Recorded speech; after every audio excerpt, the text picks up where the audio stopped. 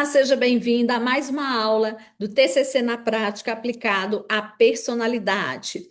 E nesse módulo nós vamos falar sobre os transtornos de personalidade do grupo A, para que você compreenda, como avaliar, diagnosticar, como tratar, quais as características desse grupo e você possa realmente, fazer uma boa análise do seu paciente na clínica. Então, esse grupo não é muito comum de chegar no nosso consultório, mas pode ser que chegue. Eles são considerados os excêntricos e estranhos. Então, são pessoas que trazem aí traços comportamentais, jeitos diferentes da maioria da população. Por isso, são chamados de excêntricos. E aí, para a gente recordar um pouquinho da nossa aula anterior sobre avaliação, eu fiz um quadro aqui para vocês que diferencia a personalidade, dentro do esperado, com o transtorno de personalidade. Então, aqui eu trouxe alguns aspectos importantes da gente observar. Antes da gente verificar se é cluster 1A, B ou C, qual grupo que é, a gente pode estar entendendo esse paciente que chega até o nosso consultório através desses aspectos, como, por exemplo, flexibilidade. A pessoa com personalidade, dentro do esperado, ela traz traços ajustáveis em diferentes contextos, né? Então, ela se ajusta, ela é flexível, à medida que ela muda de ambiente, ela vai se adaptando, àquele ambiente. Já no transtorno de personalidade, os traços são rígidos e inflexíveis. Então, ele tem dificuldade de fazer essa contextualização e se adaptar, tá? Quanto ao aspecto impacto, o impacto da personalidade, ela pode gerar dificuldades pontuais, mas geralmente é adaptativo. Já o transtorno de personalidade, ele é caracterizado por impactos de prejuízo significativo em mais de uma área da vida da pessoa, podendo ser nas relações, no trabalho ou na vida social. Intensidade. Quando uma pessoa que tem uma personalidade dentro do moderado apresenta algum traço, alguma alteração, normalmente isso é tolerável ou até chega na moderação, né? Moderado esse traço, essa dificuldade que ela apresenta. Já no transtorno de personalidade, a intensidade pode ser extrema e persistente, tá? Consciência. No caso da personalidade, que a gente, pode ter uma consciência de traços ou de alguma coisa que nós temos, de habilidades, de dificuldades. Então, existe uma maior consciência dos próprios traços. A pessoa consegue ter esse insight, essa consciência sobre ela mesma. Já no transtorno de personalidade, existe uma baixa consciência e a pessoa tende a culpar os outros por tudo que acontece com ela. Ela não se vê, com nenhum problema. Necessidade de tratamento. Pessoas que não têm transtorno de personalidade nem sempre precisam de tratamento. Podem conseguir lidar com seus problemas, com as suas dificuldades, sem nenhum tipo de problema. Agora, no transtorno de personalidade, sim, precisa de tratamento com uma psicoterapia estruturada e, em alguns casos, pode ser que entre com medicação. Mas a medicação, anota isso aí, tá? Dicas da Cleide. Medicação para transtorno de personalidade não existe. Porque o transtorno de personalidade, quando a gente fala de personalidade, é a pessoa. Então, como que eu vou medicar para ela deixar de ser ela? Existe medicação para os sintomas. Então, os sintomas que ela apresenta, às vezes, de ansiedade, de depressão, de impulsividade, de compulsão. Então, pode ser tratado com medicamentos que tratariam qualquer outra pessoa que não tem transtorno de personalidade, que apresente ansiedade, depressão, entre outras coisas. Então, quando às vezes o psicólogo, meu aluno, né, da supervisão, ou às vezes da mentoria, vem me perguntar, o Cleide, o meu paciente está com transtorno de personalidade borderline ou esquizotípica, e ele não está medicado, o psiquiatra não passou medicação. Ele não vai passar medicação para transtorno de personalidade mesmo, tá? Não existe isso. Ele vai trazer, vai passar se ele tiver algum outro prejuízo dentro dos sintomas, ok? Então, bora agora saber, né, que esse grupo A, ele é marcado por algumas questões que você vai ter aí em mente para avaliar. Então, é marcado pelo distanciamento social, por cognições distorcidas e comportamentos excêntricos. Então, todos os três tipos que a gente encontra aqui nesse grupo, eles vão ter em comum essas características, né? De não ser muito envolvido socialmente, pelo contrário, mantém essa distância. As cognições são bem distorcidas e comportamentos que diferem muito da maioria da população. Então, no grupo A, nós temos o transtorno de personalidade paranoide, que pode ser abreviado como TPP. Também temos o transtorno de personalidade esquizoide, que pode ser abreviado como TPES, tá? Transtorno de personalidade esquizotípica, que pode ser abreviado como TPET, né? Para não ficar igual o anterior. Então, um tem o S e o outro tem o T no final. E aí, o padrão deles, dos três, é distanciamento social, cognições distorcidas, comportamentos considerados excêntricos e estranhos, e eles podem ser vistos como isolados, suspeitas ou fora da realidade comum. Então, isso é algo que o grupo todo traz, tá? Como algo comum entre eles. Então, no grupo A, como eu vou fazer uma avaliação desse grupo para eu saber, né, se eles estão entre esse grupo de personalidade? Então, de modo geral, na outra aula que eu falei de avaliação, eu falei para vocês de características do que nós podemos usar para avaliar. Então, fiz um resumo aqui prático para você ter em mente os 5 pontos principais para essa avaliação. Entrevista clínica estruturada, né? Mediante aí o modelo do DSM ou outro modelo que você quiser usar, mais estruturada. Histórico de funcionamento desde a adolescência, ou seja, a história pregressa dessa pessoa. Observação direta na interação, então a gente precisa observar como que ele interage. Identificação de crenças centrais e perceber para você diferenciar entre um e outro, se a crença central ela traz um conteúdo maior de paranoia, de indiferença ou de excentricidade. Se for paranoia, a gente vai saber que é o transtorno de personalidade paranoide. Se for indiferença, a gente vai saber que é o esquizoide. Se for excentricidade, é o esquizotípico. Mais na frente eu vou detalhar cada um para vocês, tá? Não se preocupe. E o quinto passo é você usar instrumentos psicométricos como apoio, mas nunca como único critério, porque a gente sabe que os instrumentos psicométricos podem ser manipulados, né? As respostas podem ser distorcidas. Então, a gente precisa ter outros critérios de avaliação e o apoio somente dos instrumentos com, né, esse algo a mais. Bom, agora vamos ver aqui.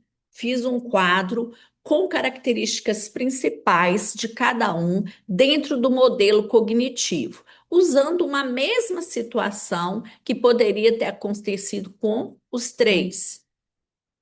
Então, nós vamos avaliar dentro do modelo cognitivo uma situação comum que poderia ter acontecido com os três tipos de personalidade. E aí, cada um a gente vai ver a crença, o pensamento automático, a emoção principal e o comportamento típico. Então, a personalidade paranoide, se um colega passa no corredor e não cumprimenta um colega de trabalho, a crença central que ele traz muitas vezes é: as pessoas não são confiáveis, estão sempre tentando me prejudicar. Qual que vai ser o pensamento automático? Ele não me cumprimentou porque está contra mim, falando mal de mim. A emoção principal pode ser raiva, desconfiança ou ressentimento, ou as três emoções juntas. Comportamento típico: passa a evitar confrontar esse colega, guarda rancor e fica em alerta com relação a esse colega. O esquizoide: diante da mesma situação, um colega de trabalho passa pelo corredor e não cumprimenta. Então, a crença central dele: relacionamentos não são importantes, não preciso dos outros. Pensamento automático: tanto faz. Se ele me cumprimentou, isso não me afeta. Se ele não me cumprimentou, isso não me afeta.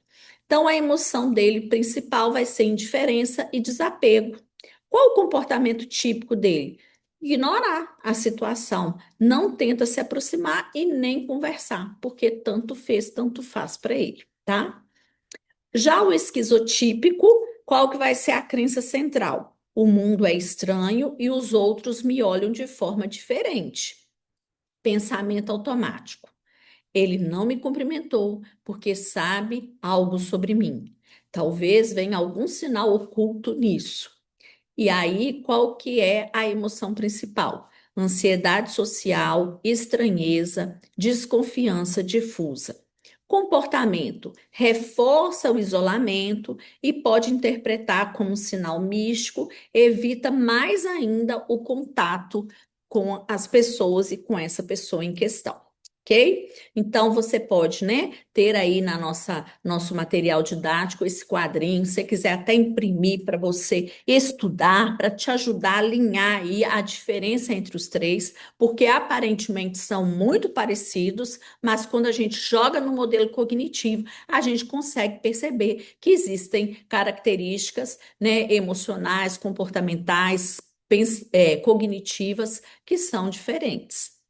Então, vamos entrar agora no paranoide. O paranoide é um transtorno de personalidade tido como o desconfiado, né? Então, ele é a pessoa que está sempre desconfiado. E aí, eu trouxe aqui as características dominantes. Essas características são baseadas no manual de diagnóstico DSM, né? Mas para não colocar todos os critérios, eu fiz um resumão aqui para vocês. Mas quando for avaliar, precisa vir aqui nos critérios. Então, característica dominante: suspeita, injustificada e desconfiança das pessoas, que persiste mesmo em face de fortes evidências de que não há justificativa para preocupações. Então, ele desconfia, ele suspeita, ele persiste nisso aí, mesmo que não tenha nada que comprove. Ele não tem evidências, mas ele continua desconfiando. Tem um caráter desconfiado, tendência a distorcer os fatos. Então, às vezes, tem duas pessoas conversando ou rindo, né? Não é nada com ele, mas na mente dele ele distorce, mesmo que né, seja relatado que não estavam falando dele, que não estavam mencionando ele não consegue, né? Porque ele tem essa distorção.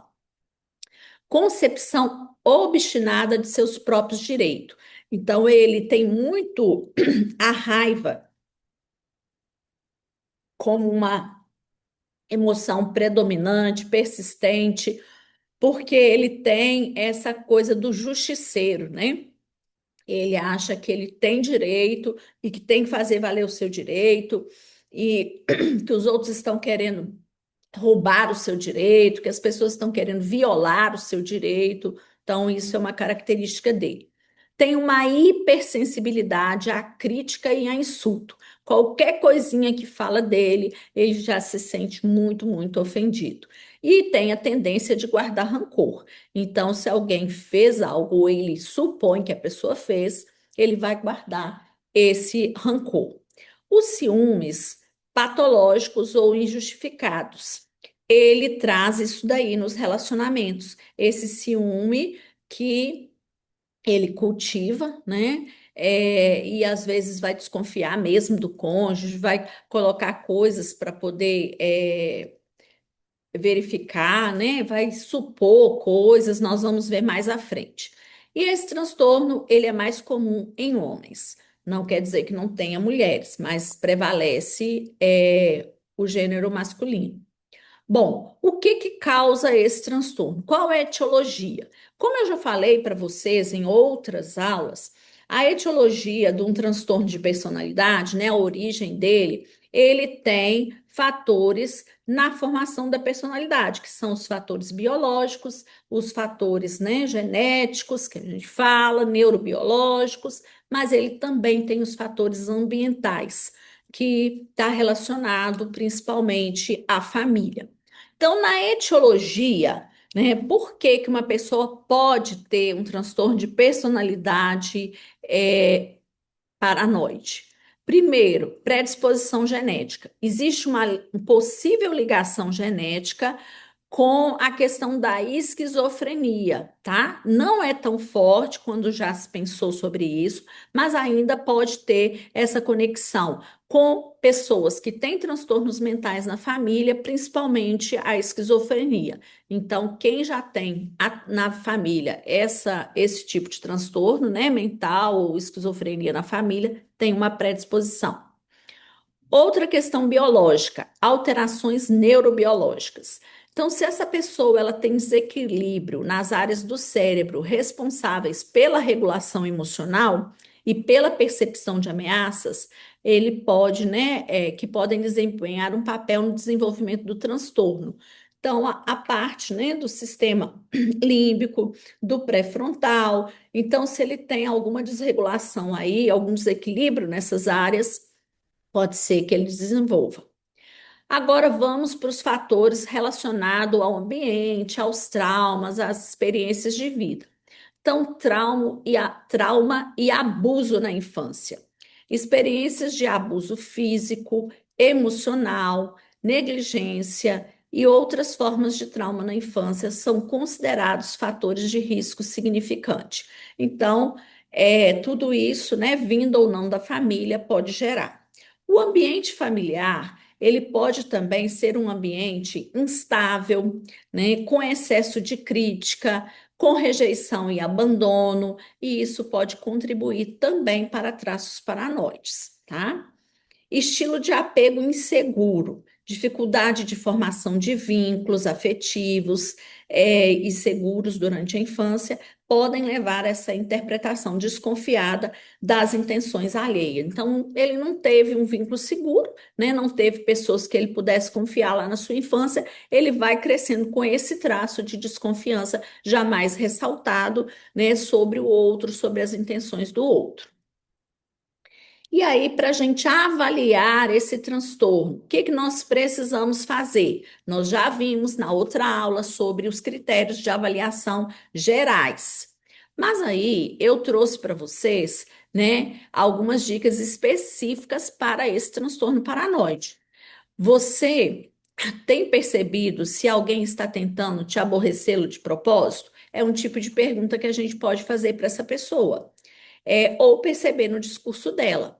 Poderes especiais, termos e habilidades que os outros não têm, né? Você tem percebido inveja das pessoas sobre você. Então, isso tudo voltado para essa questão da paranoia, né? De que alguém pode estar tendo inveja, de que as pessoas podem estar fazendo algo contra mim. E, claro, observar os critérios diagnósticos do DSM-5-TR, e ele está lá no F60.0, tá? Nas sessões, o paciente pode questionar a intenção do terapeuta, responder de forma defensiva e interpretar perguntas como testes de confiança. Então, esse comportamento dele desconfiado, ele já aparece nas sessões. Ele já aparece na primeira entrevista. Se você, né, está questionando ele, como um teste que você está fazendo com ele, então ele tem essa desconfiança do próprio terapeuta, e por isso muitas vezes ele não responde as coisas, né? Ele se esconde com medo, tá? Porque dentro do modelo cognitivo, né, nós temos aqui o paranoide pensando na crença dele central sobre ele mesmo. Como eu me vejo? Diferente, justo, inocente, nobre, vulnerável e superior. E aí, como que ele vê os outros? Os outros são injustos, maliciosos, ameaçadores, imprevisíveis e abusados, né? E, de forma geral, as principais crenças dele. Os motivos dos outros são suspeitos, preciso estar sempre de guarda, não posso confiar nas pessoas, tá? Principais estratégias. Ele é precavido, busca os motivos ocultos, está sempre, né, hipervigilante, olhando aí o que está acontecendo. Ele se protege ou acusa as pessoas, contra-ataca e vinga das pessoas, tá? Então, aqui nós temos, né, o paranoide. Então, você tem toda essa descrição para ficar mais fácil de você conseguir, né, avaliar, ok? Agora nós vamos passar para o transtorno de personalidade esquizoide, tá? Ele é considerado o asocial, ou seja, né, ele não gosta de socializar, ele não gosta de ter interações. Então, nós vamos agora verificar aqui as características dominantes do transtorno esquizoide. Então, a característica dominante: distanciamento e falta de interesse em relações sociais, por isso que é chamado de asocial. Preferência por atividades solitárias, pouca ou nenhuma expressão emocional, não tem amigos íntimos, nem intimidade assim com familiares. Ele tem indiferença às críticas ou elogios, para ele tanto faz. Tem pouco ou nenhum interesse em experiências sexuais, demonstra frieza ou distanciamento afetivo, tem prazer em poucas atividades e é mais prevalente em homens também, tá? Todos esses diagnósticos, essas características foram tiradas aqui dos critérios diagnósticos. Então, quando for fazer, tem que olhar aqui, mas isso já serve de um sinalizador para vocês, de forma mais resumida, mais sucinta, para você já investigar.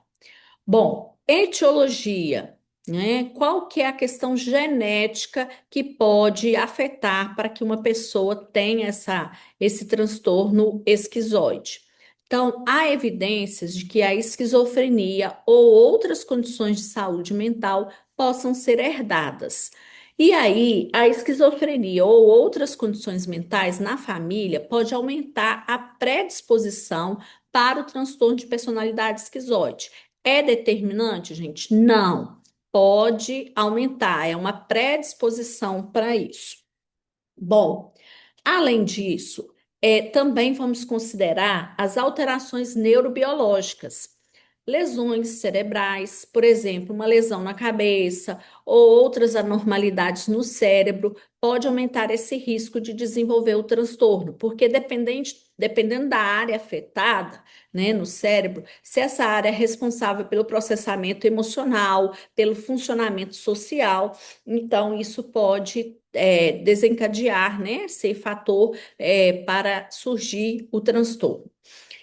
Complicações no nascimento. Também pessoas, né, que nasceram aí de partos prematuros, baixo peso ao nascer, desnutrição durante o desenvolvimento pré-natal, são também considerados alguns fatores de risco para a pessoa apresentar esse tipo de transtorno, desenvolver, né, não é apresentar, desenvolver esse transtorno. Ainda dentro da etiologia, nós temos fatores ambientais, como no outro eu falei para vocês, e experiências de vida. Então, dentro da questão familiar, geralmente os cuidadores são frios, são negligentes, são distantes, né, durante a infância, e eles não demonstram afeto. Por isso, essa dificuldade no afeto, por isso, essa dificuldade de sentir que as relações interpessoais podem ser gratificantes, né? Geralmente, com esse comportamento familiar de não ser expressivos, não ser afetuosos, contribui para que a criança sinta que as relações não têm gratificação. Geralmente também a família pode ser muito formal e rígida, com pouca expressão afetiva, falta de vínculo entre os familiares e ainda uma comunicação fragmentada, que é um indicativo de baixas habilidades sociais, né? Comunica por por partes, né, interminada. Então, isso também é indicativo. Trauma. Se houve experiências traumáticas, como abuso físico ou emocional, pode também aumentar o risco de desenvolver. Uma outra coisa bem específica aqui, rejeição, né? Então, se essa pessoa teve experiência de rejeição, de marginalização, até de bullying durante a infância, também é um fator de risco que pode predispor ao desenvolvimento do transtorno. Agora vamos ver como que nós podemos avaliar, tá? Avaliação. Então, do mesmo jeito do outro transtorno, nós vamos fazer perguntas abertas e ter uma escuta clínica sobre esses sinais, né? Essa escuta clínica não é só uma escuta de ouvir, mas é uma escuta também de observar os sinais. Então, o primeiro deles, a gente vai observar que esse paciente ele é de difícil comunicação. As respostas dele normalmente são monossilábicas, sim, não, ok, né? Então, ele não está disposto a se relacionar. Empatia com ele não funciona, né? Ele não tem essa característica. Você não sabe o que incomoda ele de verdade, porque tudo que você pergunta, geralmente ele vai falar que para ele tanto faz. Para ele tá bom, tanto faz. E aí, todos esses critérios também estão aqui, tá? No manual é o F60.1. E um detalhe que na entrevista o paciente ele pode responder de forma muito breve, sem engajamento, já parecer frio e distante, sem demonstrar nenhum afeto no primeiro encontro e nas demais sessões. Então, fica aí esses marcos para você observar na sua avaliação. Agora vamos para o modelo, né? O modelo cognitivo do esquizoide. Como que ele se vê? Autossuficiente, solitário. Como que ele vê os outros? Os outros são intrusivos. E quais são as principais crenças? Os outros são frustrantes, os relacionamentos são complicados e indesejáveis. E qual que é a principal estratégia que ele usa? Ele afasta-se e prefere a solidão. Ele não gosta de estar no meio de pessoas. Então, aqui, né, terminamos essa parte do esquizoide para você compreender o funcionamento, compreender um pouco mais de como que ele surge, de como fazer essa avaliação. E agora nós vamos para o próximo. Nós temos aqui o personalidade esquizotípica, que é caracterizado por ser o excêntrico, o estranho, o mais diferente aí dos três. Então, na esquizotípica, quais são as características dominantes? Nós temos aí um padrão de desconforto em relações íntimas. Diferente do esquizoide. O esquizoide ele não quer ter relações íntimas porque ele não acha isso importante, ele acha isso desagradável. Aqui, o esquizotípico, ele sente um incômodo, um desconforto com essas relações íntimas. Ele tem ideias, né, de referência, de interpretação pessoal de eventos neutros. É porque ele traz crenças, né, como fala a seguir, bizarras ou pensamento mágico, como se ele tivesse poderes especiais. Então ele interpreta coisas que para nós poderia ser, né, para pessoas que têm a personalidade dentro do padrão da normalidade, do esperado, por exemplo, o copo está aqui, né? Para mim, esse copo é neutro.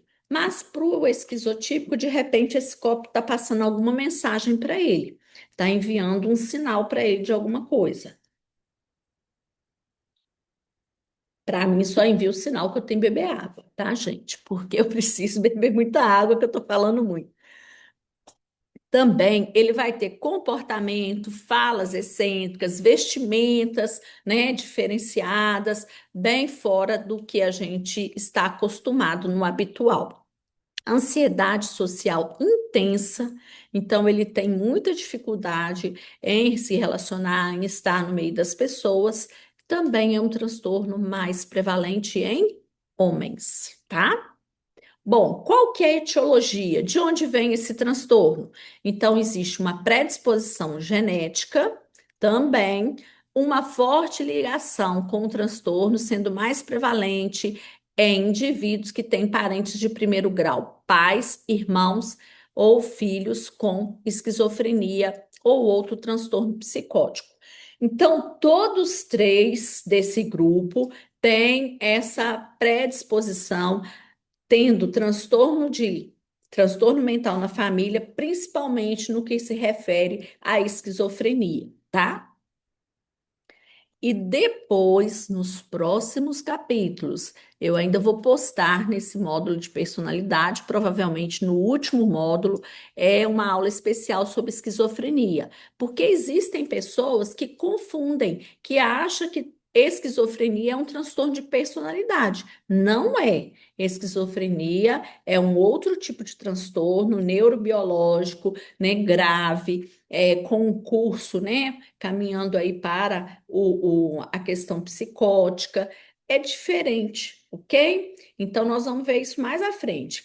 Guarda isso aí, cenas para os próximos capítulos. Mas tenha em mente que nesse grupo A, todos três têm essa ligação, entre aspas, né? Se tem alguém na família, ele tem essa predisposição. Mas esquizofrenia não é transtorno de personalidade.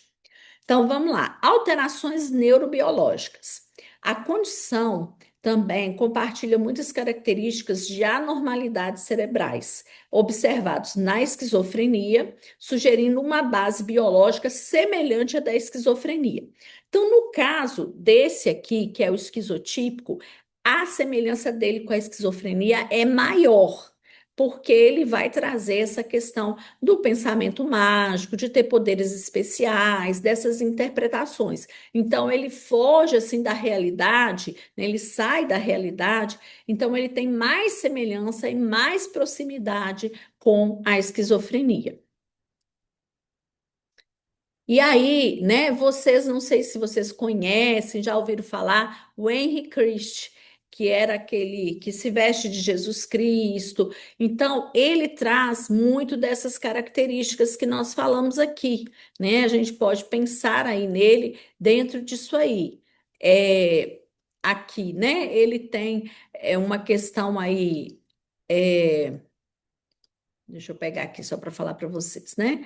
Ele tem uma questão de um padrão, né? Que a gente vê de interpretação, de pensamento mágico, de acreditar e se vestir como Jesus Cristo. E aí, uma coisa interessante, que quando ele vai em algum programa aí, que ele já ia muito nesses programas para ser entrevistado, você percebia tamanho era o desconforto social dele, que ele não conseguia nem se comunicar, né? Ele falava umas coisas fragmentadas, então ele é um exemplo que a gente pode pegar aqui para essa parte, tá? Como que a gente vai avaliar, tá? É, acabei não terminando aqui a experiência da a etiologia. Então, a etiologia, além dessa questão, né, que eu falei da biológico, bem ligado à esquizofrenia, também tem fatores ambientais e experiências de vida, como, por exemplo, experiências ambientais com cuidadores emocionalmente insensíveis e negligentes na infância podem contribuir para o desenvolvimento do transtorno, mas isso é mais associado ao esquizoide do que o esquizotípico. Então, esse fator, né, de pais insensíveis é mais lá no esquizoide. Também comportamentos aprendidos, são aprendidos ao longo do tempo. Às vezes ele viu, né, isso na família, percebeu alguém que foi cuidador fazendo esse tipo de coisa de interpretação, de pensamento mágico, e pode ter desenvolvido isso aí. Dentro também da etiologia, gente, existe uma hipótese que esse perfil surge como uma tentativa reparadora para compensar esse sentimento de vazio e indiferença, né, que o esquizoide tem para com os demais. Então, se ele vem aí, né, dessa família que não passou muito isso para ele, de um ambiente que transmitiu para ele esse vazio, aí ele pode, às vezes, desenvolver essa personalidade para compensar. Mas isso é só uma hipótese que alguns autores trazem, tá? Então, agora vamos para a avaliação. Como fazer a avaliação desse tipo de personalidade? Fazer perguntas abertas de escuta clínica sobre sinais abaixo, que é o que eu falei nos outros transtornos também. Ideias de referência. Por exemplo, ele tem ideias próprias, né, que são referenciais dele, mas sem delírio claro. Aparece um delírio, mas não tem essa clareza. Crenças bizarras ou pensamento mágico, como eu já falei antes, que é a clarevidência, telepatia, energia cósmica. Ele vai muito para esse lado meio místico, né? Esse lado assim energético, esse lado às vezes religioso, tá? Percepções incomuns, sensação de presença, né? Então, assim, não é um delírio, mas ele tem a sensação de ter presença e ilusões perceptivas. Pensamento e falas excêntricas, desconectadas, né? Que não casam ali, não tem um contexto.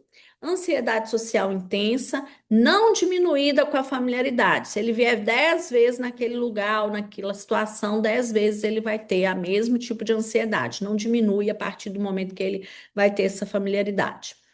E aí, mais uma vez, fica a dica aqui, observar os critérios diagnósticos, tá? Do DSM. Agora é F60.2. No meu slide aqui tá ponto 1, porque eu esqueci de corrigir, tá? Que é um Ctrl+C, Ctrl+V que a gente faz. Então, mas na apostila de vocês vai estar corrigido, no material de vocês. Na entrevista, ou durante as sessões, ele pode trazer alguns relatos de experiências incomuns, tá? Pensamentos mágicos, ou falar de forma bem peculiar, bem diferente, com metáforas estranhas, com um discurso vago. Então, a gente percebe aí, já na entrevista, nas sessões, que tem algo, né, bem diferente aí. Ele não é muito comum de chegar em consultório, tá, gente? Muito difícil de chegar, mas pode ser que um dia chegue no seu, tá bom? Bom, qual que é o modelo cognitivo do esquizotípico? Como eu me vejo? Como pessoa diferente, especial, interessante, sobrenatural, independente. Como eu vejo os outros? Estranhos, ameaçadores e hostis. Principais crenças: pensamento supersticioso, né, mágico e sexto sentido. Principais estratégias: eles suspeitam, isolam e seguem pautas bem diferentes das outras pessoas, tá? Em todos os aspectos. Então, chegamos ao final, né, desse módulo que a gente trouxe aí os três tipos para você, do grupo, né? A, os três tipos de personalidade de transtorno do grupo A. E na próxima aula nós falaremos do tratamento de todos eles, tá? Te vejo lá na próxima